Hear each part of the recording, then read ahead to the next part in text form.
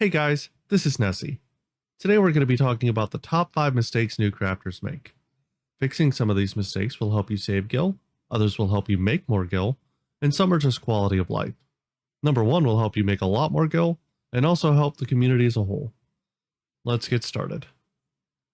Number 5. Not reading tooltips. As you're leveling your crafters and get new abilities, read the tooltips and figure out if you can work those new abilities into your rotations. Often, new crafters will get used to a certain rotation that works and try and apply that rotation to everything they craft. This may work for a while, but as you get higher in level, high quality items become more difficult to craft. Instead of just copying macros from other people, learn what each ability does and how it works inside of a rotation.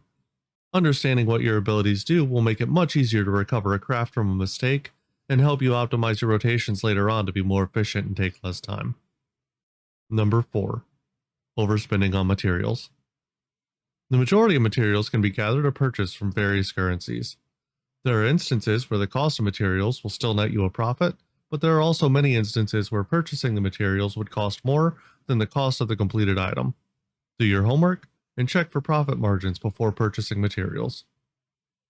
Number 3. Leveling crafters separately.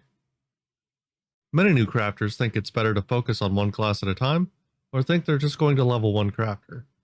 They then often change their mind once they get into the crafting system and see how enjoyable it is.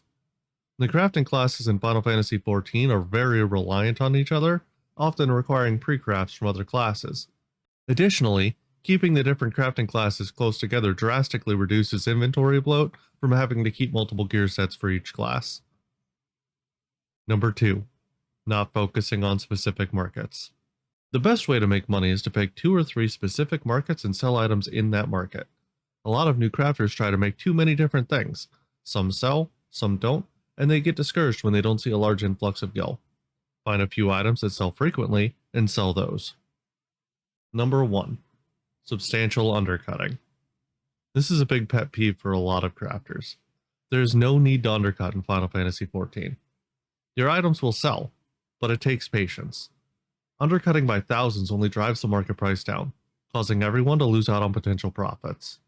Don't make this mistake. Since we have a little more time, I'm going to offer you a bonus tip. Using macros not optimized for their stats. Oftentimes, content creators, myself included, will share their macros with their viewers. These macros are generally optimized for the poster's current stats. Unless your stats match the creator's one for one, this can pose 2 problems. The first problem is if your stats are lower, you can fail the craft. The second issue is if your stats are higher, you may have steps you don't need to 100% high quality the craft. The macros content creators post are not the definitive one macro fits all. Test them with your stats, see if you need to add or remove abilities to make the macro work for you and your stats. Thanks for watching this video. I hope you found it helpful. If it was helpful, go ahead and hit that like button. If you have any additional mistakes you want to share, go ahead and leave those in the comments below. This is Nesi, and as always, take care of yourself.